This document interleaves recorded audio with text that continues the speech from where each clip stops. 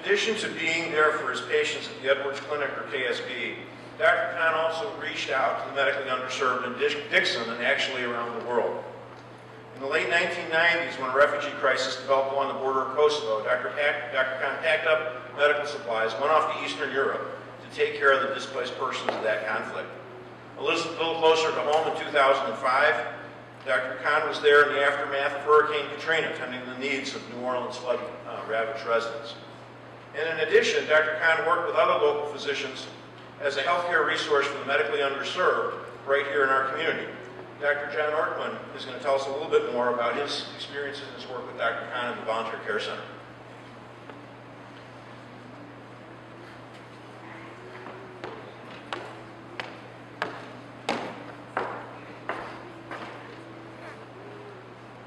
First of all, Billy, that was wonderful. Brings back a lot of memories of Riff. It's a real pleasure and privilege to be asked to speak a few words tonight about a truly wonderful man. Riff was my doctor, he was my wife's doctor, my parents' doctor, a colleague, a teacher, and best of all, a friend. How many of us in this room can say they've made a difference in someone's life in this community? Looking around, I would say, I guess there are probably quite a few. How many of us could say they made a difference in the lives of others in this country? Certainly much fewer. How many of us have made a difference in the lives of others around the world? Unfortunately, very few of us. Riff was one of those rare individuals who made a difference in all three. That was the kind of person he was. When a number of us started the Volunteer Care Center of Lee County many years ago, for those that don't know what that is, it's a medical clinic staffed by volunteer caregivers and community personnel that serve the medical needs of individuals who either cannot afford or cannot access health care in our area. When we asked Riff if he would help, that was just a given. I dare say that he's put in more physician hours than anyone. His knowledge and experience has made a tremendous difference in the quality of care of those that he served. At the time of his tragic death, Riff was the medical director of that clinic. When our country suffered the terrible catastrophe that was Hurricane Katrina, Riff felt the burning need to be there. And he did. As a member of Doctors Without Borders, he served his fellow man around the world without regard to race, religion, or politics. How rare is that? But that was the kind of man he was. My friend was a brilliant man, a humble intellectual who diligently studied his craft.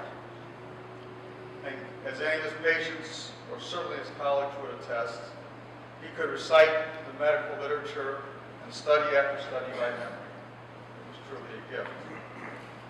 But more importantly, he could make sense of all those facts and figures and stats and use those to benefit his patients. But what I liked most about Riff was that he was just a hell of a nice guy. He was shy, but actually was quite funny. Anyone that knows me knows I'm a little bit of a jokester. And I must admit, I like to tease him a bit. Kind of put him out of his comfort zone at times, if you know what I mean. Well, let me tell you, he could dish it out just as well as he could take it. Riff started moonlighting in the emergency department as double coverage physician several months ago. He always liked to learn new things, and especially liked to focus on those skills that he didn't really get a chance to use every day in the office, suturing and things like that. and ones that he could use, especially on his planned humanitarian missions. So once in a blue moon, he would ask me an ER question. I was never quite sure whether he's either giving me a quiz or he really had a question. My sense was that he probably already knew the answer anyway. But I would stop and I'd tell everybody, hey, Dr. Kahn's asking me a question. And he would look at me and give me that great grin of his and laugh. I must have said a lot. I remember once Rif came out to hunt at my farm. This was a fairly new experience for him at that time. He showed up dressed for the part. He looked like a brown Elmer Fudd. We all had a good laugh. But when we made him talk like Elmer Fudd, we all lost him. Especially him. You know, I love a guy that can laugh at himself. And that was the kind of person he was. Rif had it all. An intellectual prowess, kind and gentle spirit, a great love of his family and faith, and a warm sense of humor. I'll miss him dearly.